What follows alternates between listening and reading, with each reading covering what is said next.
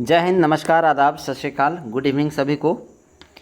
देखिए, आज मैं फिर से हिंदी का प्रैक्टिस सेट 16 लेकर के आया हुआ हूं और आप सभी लोगों को एसएससी जीडी 2026 के लिए बहुत ही इंपॉर्टेंट है।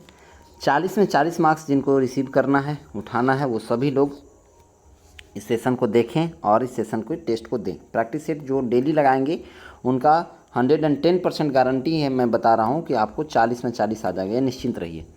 ये अभी 7 बजे क्लास चल रहा है। 8 बजे से तुरंत इसका फिर से आपका जो है सो क्लास रीजनिंग का स्टार्ट हो जाता है। कितने बजे? 8 बजे। तो आप 8 बजे भी ना जुड़ना ना भूलें। 8 बजे आपका तुरंत क्या चलेगा? रीजनिंग का प्रैक्टिस सेट चलेगा। तो डेली आप लोग प्रैक्टिस सेट लगाइए रीजनिंग और हिंदी का, जिससे कि आप 40 में 40 मार्क्स स्कोर कर सकें। फिर मैं आगे लेकर के आऊँगा आपका जीएस और आपका मैथ का। ठीक है, तो फिलहाल अभी मैं रीजनिंग और हिंदी का लेकर के आया हुआ हूँ, तो आप सभी लोग इसको अच्छे से करेंगे। अभी 7 बजे आप ये क्लास कर लीजिए, 8 बजे आप रीजनिंग का करेंगे। चलिए, तो शुरू करते हैं पहला टेस्ट। सभी लोग पेन पेपर हाथ में ले करके और बैठ जाएंगे। उम्मीद करता हूँ सभी लोग रेडी होंगे और टेस्ट को देने के लिए एकदम उत्सुक होंगे। तो 61 नंबर की ओर बढ़ते हैं। क्वेश्चन नंबर 61 क्या कहता है, ध्यान से देखिएगा और इसका आंसर कीजिएगा। ठीक है, जितने भी लोग हैं 61 का आंसर करेंगे। आपके पास मात्र 5 सेकेंड होते हैं और इसे पढ़ करके आपको आंसर करने होते हैं। मैं आपको सिर्फ आंसर का विश्लेषण करूंगा और बताऊंगा, आप लोगों को उसे पहले बताना है। बताइए सही वर्तनी क्या है, इसमें से सही वर्तनी क्या है ये बताइए आप। सही वर्तनी इसमें से क्या है ये आपको बताना है। ठीक है, मैंने यहाँ लिखा हुआ है अनाधिकार, अनधिकार, अनअधिकार या अनाधिकार। इसमें सही क्या है, वर्तनी सही कैसे बनेगा इसका, ये बताना है। चलिए, टाइम इज़ अप। अब मैं बताना शुरू करता हूँ। तो अनधिकार जो होता है, अन प्लस अन और न में हलंत प्लस अधिकार बनता है ना, अधिकार ऐसे होता है। तो अब इसमें अनाधिकार नहीं, अनधिकार होना चाहिए। अन और अ यहाँ पर साइलेंट हो जाएगा तो क्या हो जाएगा? अनधिकार। तो अनधिकार जो है option number B is the right answer, सही वर्तनी ये हो गया। नेक्स्ट, अगले क्वेश्चन की ओर आगे बढ़ेंगे। मतलब आप कहीं दिक्कत है क्या, एक बार फिर से समझ लीजिए थोड़ा सा। अनधिकार का मतलब अन जो हमने लगाया ना यहाँ पर, ये आपका क्या बन गया? ये उपसर्ग है बाबू। ये क्या हो गया? उपसर्ग हो गया। और अधिकार जो इधर हो गया, ये इसमें जुड़ करके बना हुआ है ना। तो अन प्लस अधिकार, अनाधिकार हो गया यहाँ पर। नेक्स्ट, अगले क्वेश्चन की ओर आगे बढ़ते हैं। 62 नंबर क्वेश्चन क्या कहता है, इसमें से शुद्ध शब्द आपको बताना है। अगर शुद्ध शब्द यहाँ पूछा रहता ना ऊपर वाला क्वेश्चन में, तो आपको अनाधिकार मारना था वहाँ, लेकिन सही वर्तनी बताना था। तो 62 का आपका यहाँ हो जाएगा शुद्ध बताना है। बताइए, 5 सेकंड का टाइम आपको इसमें भी मिलता है। जो भी क्वेश्चन आपको स्क्रीन पर शो होंगे वो सभी 5 सेकंड के टाइम के अनुकूल सेट किए हुए हैं। आपको 5 सेकंड में क्वेश्चन को पढ़ करके और आंसर कर देना है। 62 का सभी लोग आंसर करेंगे, जल्दी जल्दी बताइए ज़रा, फटाफट आंसर करते चलिए। चलिए, योर टाइम इज़ अप। अब मैं बताता हूँ 62 का आंसर। 62 जो होता है वो सबसे शुद्ध, यहाँ पर अनुसरण लिखा हुआ है। क्या लिखा हुआ है? अनुसरण। सब जगह अनुसरण लिखा हुआ है, लेकिन इसमें से कोई एक ही सही है जो ऑप्शन नंबर ए है, बाकी ये तीनों गलत है। ठीक है, नेक्स्ट 63 की ओर बढ़ते हैं। 63 नंबर क्या कहता है? 63 में से कहता है कि जो यहाँ खाली स्थान है इसमें भर करके बताइए कौन सा यहाँ भराएगा, 4 ऑप्शन में से। तो मनुष्य के खाली स्थान में पुस्तक उसकी मित्र, मार्गदर्शक, प्रेरक और साथी होती है। किसमें उस जो है सो उसके साथी, प्रेरक और मार्गदर्शक होती है भाई? कष्ट में, सुख में, एकांत में या तनाव में? 63 का आंसर कीजिए और बताइए सभी लोग कि इस खाली जगह पर क्या भराएगा। Very good. चलिए, योर टाइम इज़ अप। देखिए, एकांत, मनुष्य जो है 63 का क्या हो जाएगा? मनुष्य में जो होता है वो जब एकांत में यानी अकेले जब होता है ना, जब वो अकेले होता है तो उसमें उसकी पुस्तक जो है सो उसकी मित्र होती है, मार्गदर्शक भी होता है और प्रेरक भी होता है और उसका साथी भी होता है। क्योंकि जब वो कोई भी नहीं रहता तो उससे बात करता है, पढ़ता है, समझता है और उसको एंजॉय करता है। नेक्स्ट, अगले क्वेश्चन की ओर बढ़ते हैं। 64 नंबर, 64 नंबर क्वेश्चन क्या कहता है, सवाल इसको समझते हैं। ये भी कहता है कि ये चारों जो दिए हुए हैं ऑप्शन, उस विकल्प को आपको यहाँ पर भरना है। क्या होगा? तो जाति सामाजिक स्तरीकरण की एक खाली स्थान व्यवस्था है। जाति सामाजिक स्तरीकरण की एक मानकीय व्यवस्था है, क्रमिक व्यवस्था है, आंतरिक व्यवस्था है या आदर्श व्यवस्था है? 64 का बताइए आंसर सभी लोग। 5 सेकेंड का समय आपको इसके लिए भी मिला देता है ना, और 5 सेकेंड में आपको बता देना है।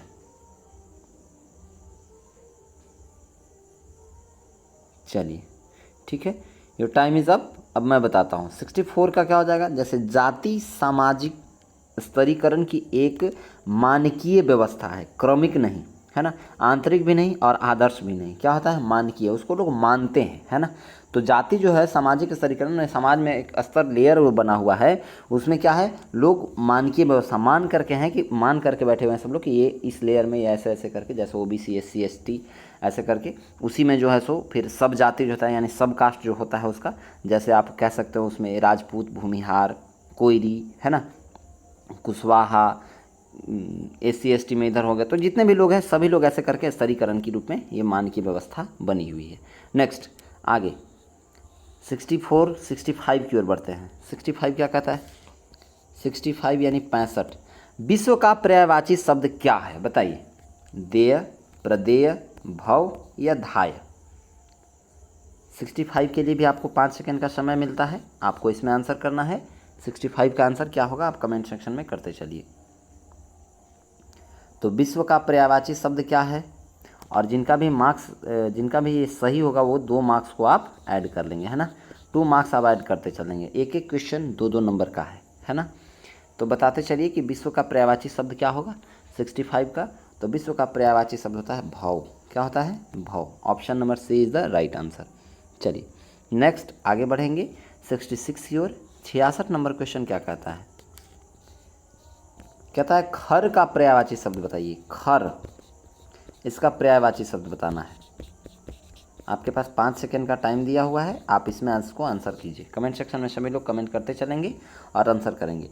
बाकी जितने भी लोग हैं सभी लोगों से आग्रह है कि 8 बजे वाला क्लास में आप लोग जुड़ना ना भूलें, है ना।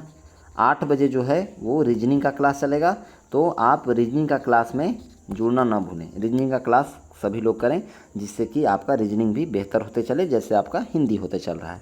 तो बताइए खर का पर्यायवाची शब्द क्या हो जाएगा बाबू।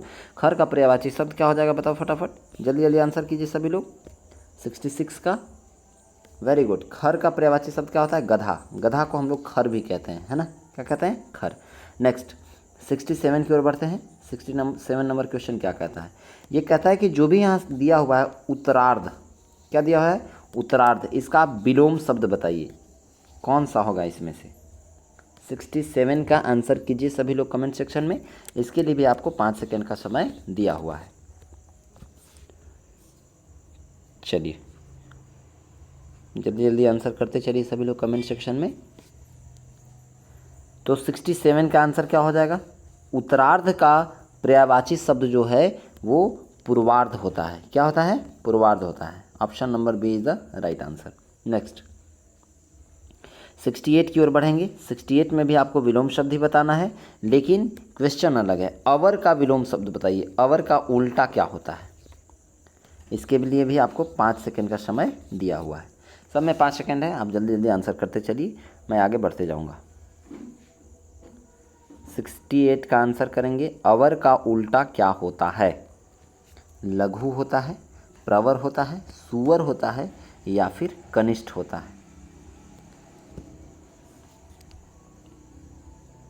वेरी गुड, आपका समय समाप्त हुआ। 68 का आंसर यानी अवर का जो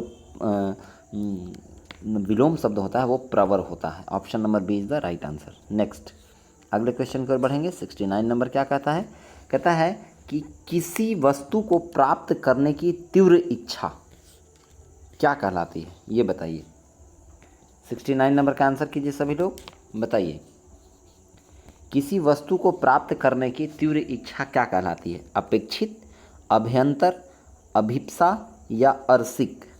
5 सेकंड का समय इसमें भी आपको दिया हुआ है, आप जल्दी जल्दी सभी लोग कमेंट सेक्शन में आंसर करते चलेंगे और अपने पेन पेपर जो हाथ में लेके बैठे हुए हैं उसमें भी आप लिखते चलेंगे कि आपका कितना मार्क्स आया, लास्ट में आप चेक करने के लिए, है ना, कौन कौन सा क्वेश्चन सही हुआ। तो आपका समय होता है समाप्त 5 सेकेंड का। 69 का क्या हो जाएगा, किसी वस्तु को प्राप्त करने की तीव्र इच्छा को हम लोग अभिप्सा कहते हैं।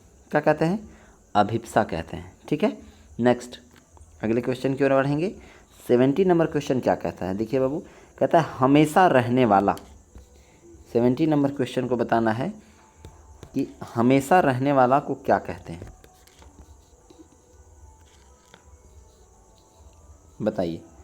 5 सेकंड का समय इसमें भी आपके पास है। 70 नंबर का आंसर कीजिए सभी लोग। हमेशा रहने वाला, तो हमेशा रहने वाले को क्या कहा जाता है, शाश्वत कहा जाता है। क्या कहा जाता है, शाश्वत। चलिए नेक्स्ट 71 नंबर क्वेश्चन की ओर आगे बढ़ते हैं। जलज का सही विकल्प क्या है। 71 का आंसर करेंगे। 5 सेकंड का समय इसमें भी आपको दिया हुआ है। क्वेश्चन पढ़िए और आंसर कीजिए। जलज का सही विकल्प क्या है, मतलब जलज को क्या कहते हैं, जल देने वाला, जल में जन्म लेने वाला, जल से बना हुआ, या उपयुक्त सभी।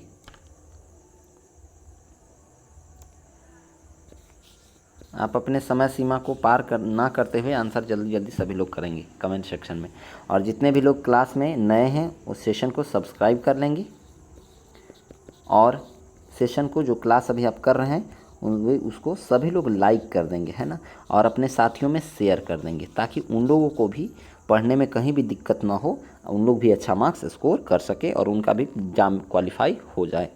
71 का आंसर कीजिए जल्दी जल्दी। हाँ चलिए, तो जलज का सही विकल्प क्या होता है, जल में जन्म लेने वाले को क्या कहते हैं हम लोग, जलज कहते हैं। जैसे, जैसे में क्या हो जाएगा, कमल।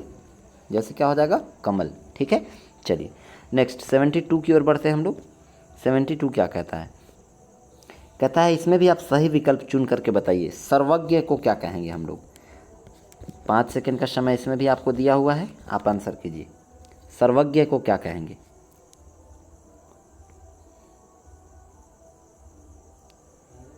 सभी लोग आंसर कीजिए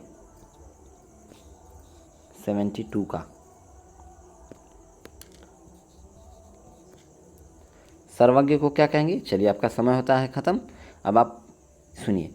जिसे सब विषय में जानकारी हो, जो सब जगह व्याप्त हो, जो सर्वाधिक विस्तृत हो, या जिसे बहुत से, देखिए तो जिसे सब विषय में जानकारी हो उसे सर्वज्ञ कहते हैं। 72 आगे 73 की ओर बढ़ते हैं हम लोग। इसमें मुहावरे का अर्थ बताना है आपको। मुहावरा क्या है, हक्का बक्का हो गए। जैसे यहाँ पे पढ़िएगा पूरा। एकाएक प्रधानाचार्य को आया देखकर आपस में लड़ रहे विद्यार्थी, विद्यार्थी लिखा हुआ है, अब यहाँ क्या हो जाएगा, विद्यार्थी हो जाएगा। विद्यार्थी हक्का बक्का हो गए। तो बताइए इसमें कौन सा हो जाएगा, मुहावरे का अर्थ क्या होगा। 5 सेकंड का समय आपको दिया हुआ है, आप सभी लोग आंसर कीजिए जल्दी जल्दी। 73 का।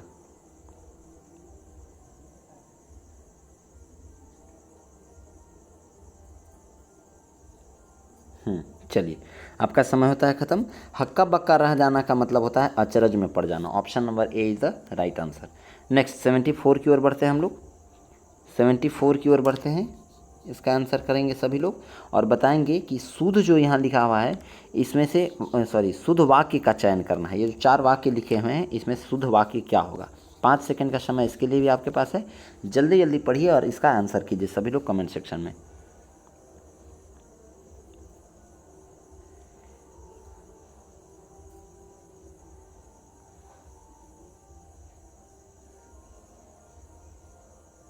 चलिए तो आप देखिए, आपका समय होता है ख़त्म। आपके काम करने का विधि अच्छा है, आपके काम करने की विधि अच्छा है, या आप काम करने की विधि अच्छी है, या काम करने की विधि आपकी अच्छी है। सी डी तो नहीं होगा, ना ही बी सी होगा। ऑप्शन नंबर ए भी नहीं होगा, option number B is the right answer. 74 का क्या हो जाएगा, बी, क्योंकि यही शुद्ध है। नेक्स्ट 75 की ओर बढ़ते हैं। 75 में भी आपको शुद्ध वाक्य बताना है। 4 वाक्य दिए हुए हैं और इसमें आपको आंसर करके बताना है कि कौन सा इसमें शुद्ध होगा। किसी आदमी को भेज दो, हम तो अवश्य ही जाएंगे, तब शायद यह काम अवश्य हो जाएगा। जाएगा नहीं, जाएगा, है ना, जाएगा। या फिर कृपया आने का अनुग्रह करें। 5 सेकंड का समय अब ख़त्म होने को है, जल्दी जल्दी सभी लोग आंसर कीजिए। 75 का क्या हो जाएगा। चलिए तो ये तीनों जो है, हम तो अवश्य जाएंगे, ये गलत है। ऑप्शन नंबर सी भी गलत है, डी भी गलत है, option number A is the right answer. 75 का ये होगा।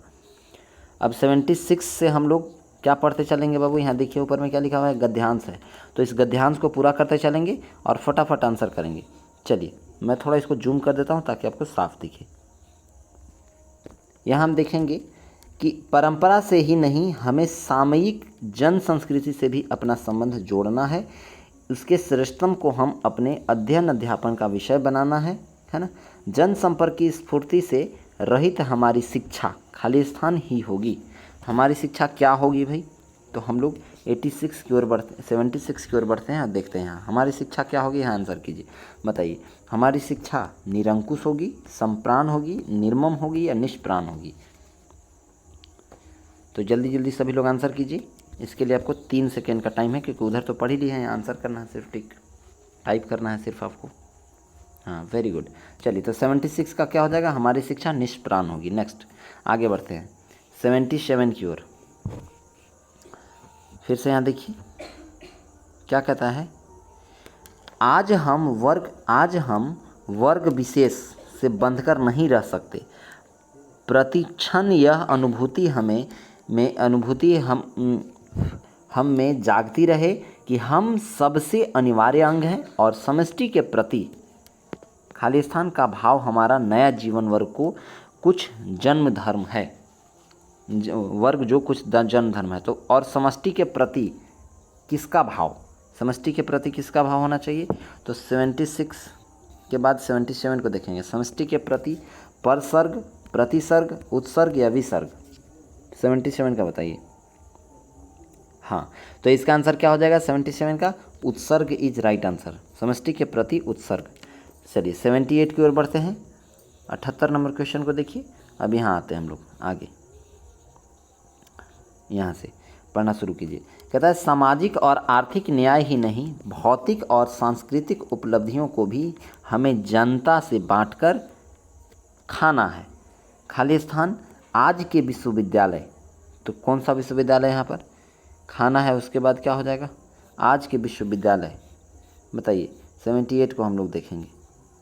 किंतु यहाँ होगा, किंतु आज के विश्वविद्यालय, वरन आज के विश्वविद्यालय, प्रत्युत आज के विश्वविद्यालय या अतएव आज के विश्वविद्यालय? बताइए क्या होगा 78 में वहाँ पर? हाँ, तो 78 का क्या हो जाएगा? अतएव आज के विश्वविद्यालय। नेक्स्ट 79 की ओर बढ़ते हैं। 79 क्या कहता है? अगला, ठीक है। तो अतएव आज के विश्वविद्यालय राष्ट्रीय जीवन से हटकर नहीं चल सकते। उन्हें राष्ट्रीय आवश्यकताओं पर दृष्टि रखनी होगी और वैज्ञानिक, आर्थिक, सांस्कृतिक, राजनीतिक और सामाजिक जीवन की शोधों से उनकी खाली स्थान करनी होगी। शोधों से क्या करनी होगी? 79 की ओर बढ़िए। शोधों से क्या करनी होगी ये बताना है आपको। बताइए। तो शोधों से प्राप्ति करनी होगी, खोज करनी होगी, आकांक्षा करनी होगी या स्वीकृति करनी होगी? बताइए। हाँ, तो शोधों से क्या करनी होगी बाबू? प्राप्ति करनी होगी। Option number A is the right answer. Next 80 number and last यही है आपको जो कि बताना है आंसर। इसके लिए आवश्यक है कि हमारा शिक्षित समाज खाली स्थान और सहानुभूतिपूर्ण हो। क्या हो? तो शिक्षित समाज सहानुभूतिपूर्ण के साथ साथ यहाँ क्या होगा सो देखना है। तो शिक्षित समाज आपका यहाँ पे बताना है कि कर्मशील हो, संकल्पशील हो, भाव संपन्न हो या कल्पना प्रवण हो? बताइए। चलिए ठीक है, तो 80 नंबर का ऑप्शन नंबर बी हो जाएगा, संकल्पशील हो, है ना। क्लियर है। चलिए, तो ये था आज का आपका पूरा क्लास जो 80 नंबर यहाँ पर 20 क्वेश्चन को हमने लेकर के आया था।